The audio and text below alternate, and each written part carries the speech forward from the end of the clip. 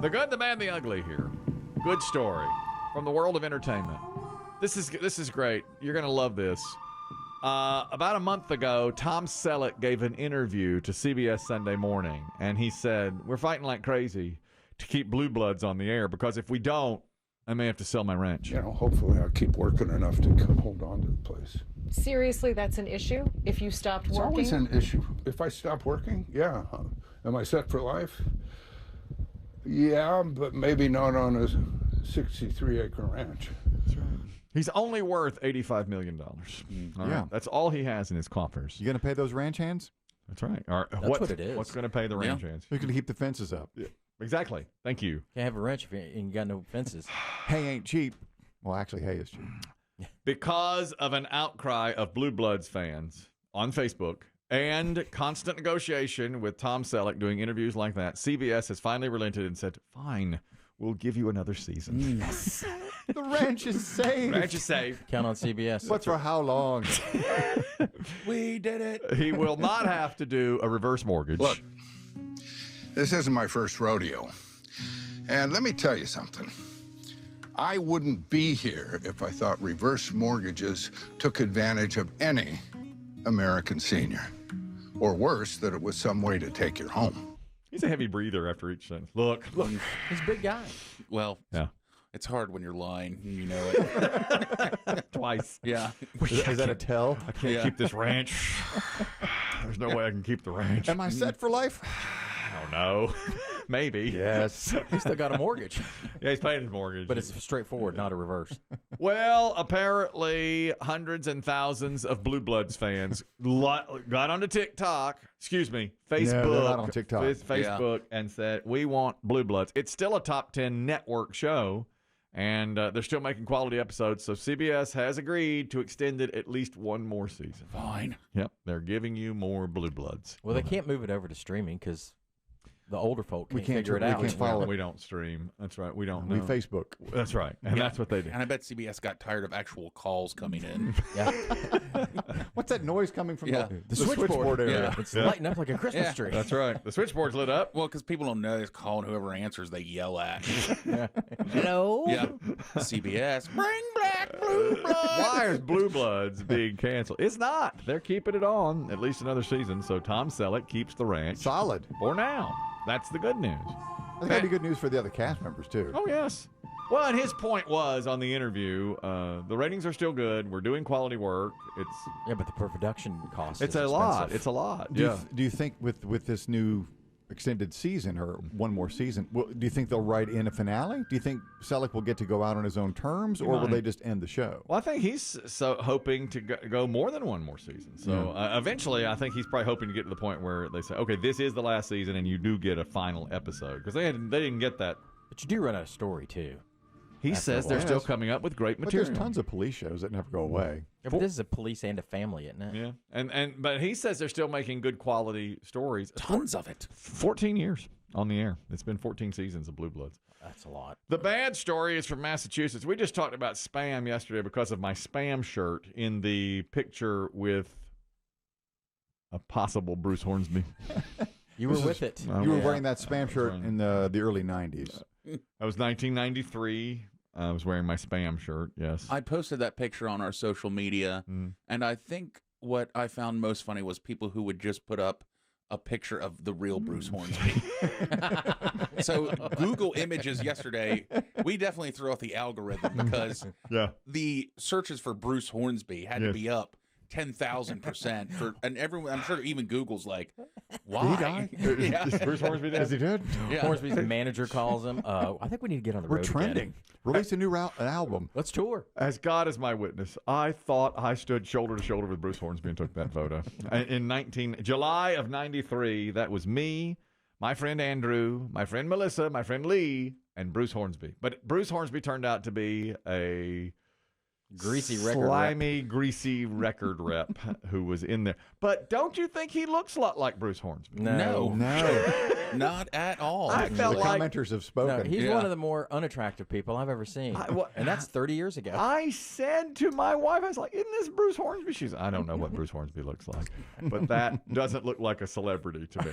No, it doesn't. No. Thinning hair and beady eyes. That a lot looks- like myself, yeah. That looks like a guy who says at parties like that, I can get some Coke. Yeah. You girls want to come back to my room? He may have said that. Yeah. And he was trying to sleep with those girls. Yeah. I can tell you that. He's probably one of the, the phrase "Do you party?" is probably passed his lips a jillion Oh, times. probably, no. And by the way, Hey, y'all party? here's some good news. Barry from Up in HR says he's going to use that photograph in this month's newsletter. Of you? Of me, along The vintage photo? along with the would-be Bruce Hornsby. It's not actually. Congratulations, you made the newsletter. And I'm wearing my Spam shirt. Yeah. Another gentleman from Massachusetts is going viral today. He also has a Spam shirt. And in fact, his name is Joel Libid, and he's a part of a traveling show. He's a professional Irish dancer. He's in a dancing show. Oh, like the River Dancers. It's called A Taste of Ireland. That might be something you're into. A Taste of Ireland. I've seen it. Once you see him dance once. Yeah, hour and a half of clogging. And that's enough. That Flatley thing. They don't move their arms. That's how they dance. It's impressive for a little bit. It is. It's unnatural. They don't move their arms at all. Not at all. It's cloggers and so forth. Anyway, they made a stop in Austin, Minnesota, which is home of the world's Spam Museum.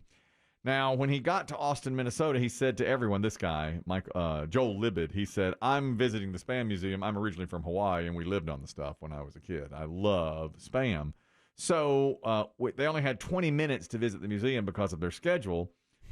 So he's told everybody there. I'm just going to hit the gift shop. That's all he did, So he went, and he only bought a little bit, and he said, we just don't have time. I'm sorry.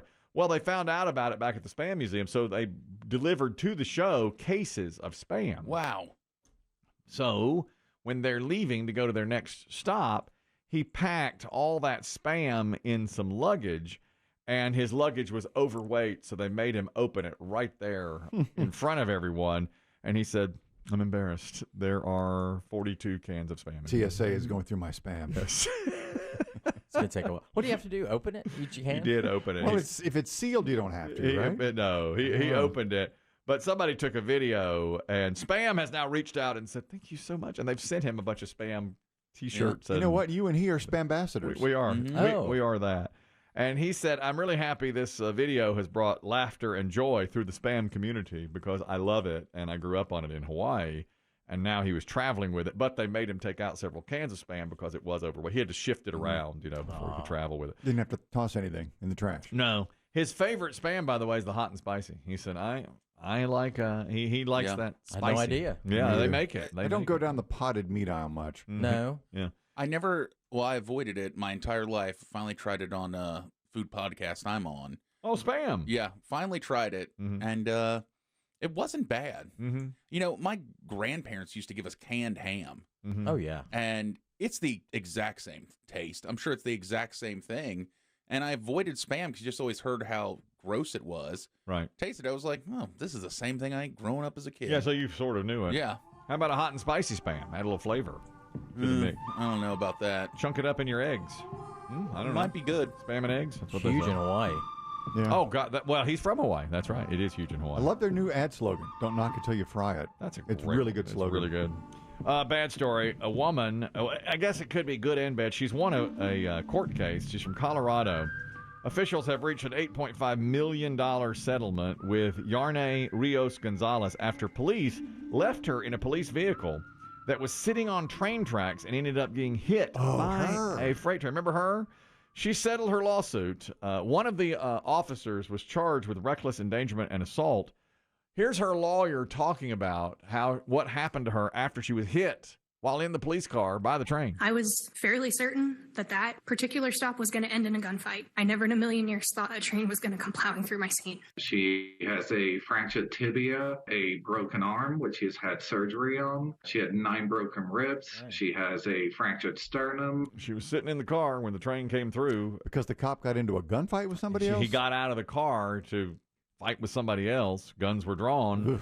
He was trying to work, but he left the car parked on train tracks, and here came the freight train, and she settled for $8.5 million. A lot of injuries there. 9 broken ribs. She'll live with that forever. Broken arm. Biggie, worth it? Hit by a train for 8.5 mil? 20 would be better. That's tough. I don't know, because it could be a lot worse, and she's going to be in pain forever. She is going to be in pain for a long time. That's the thing. Yeah. I don't know, man. 8.5 million, though, you live on that. This may be a dumb question, and maybe we've covered this with our attorney, Lisa Lanier. But if you win a judgment like that, is that taxable? That's my question, too. Might ask her that tomorrow. Is it taxable? I mean, it's income, Is right? it like income? I mean, she settles for 8.5 million. Does she really get 5.5? I don't think so. I think you get it all. Although a third goes to the lawyer, probably. Yeah, he'll get some. True. For sure. You gotta A pay your third fees. to half. It depends. You think it's that much? At least a third. I was thinking 10%. No. That's More Hollywood like agent. 30. Boy, that's a lot. Yeah, those are agents. That's a big deal there, yeah. Agents get 10%. Ugly story today. This also has to do with law enforcement. Martin County, Florida, an extremely, quote-unquote, amped-up man wearing only a ladies' tube top intentionally drove into the lobby of the Martin County Jail late Monday night, then threatened to light himself and the entire jail on fire. Damn. Folks who were there said they got him, and they got him into custody, but one of the deputies said it was the craziest thing I've ever seen. He threw 2 rubber snakes and multiple cell phones into the lobby and then started pouring motor oil all over his vehicle and then the floor where he was, threatening to light the car and himself on fire. He kept saying things like, "The devil told me to kill everyone," and he kept sharing his disdain for President Donald Trump. His name is Joseph Leedy. He's 40 years old, and he's now in that jail. They put him into the jail, which the lobby was I ruined. think But, he needs more than jail. oh, I do too. Crack is whack. One of the residents of Martin County had this to say. I would never in a million years think somebody try to break into jail. Break out? Yeah.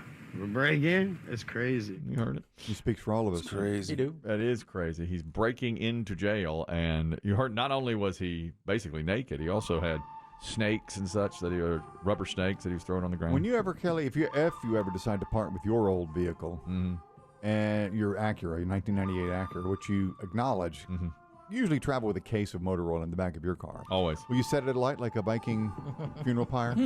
That's a good question. Yes. Give it death with dignity. Yes. Give it something fitting. Let's do that. A send-off. Let's find a lake.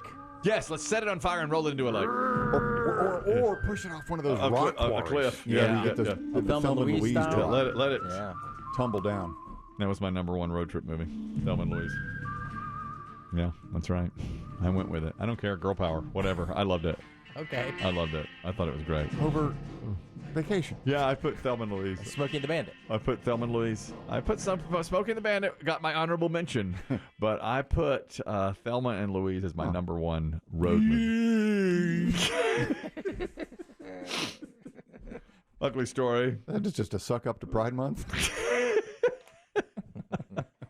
on the podcast. I'm an ally. On the podcast. You're 5 days late. Yeah.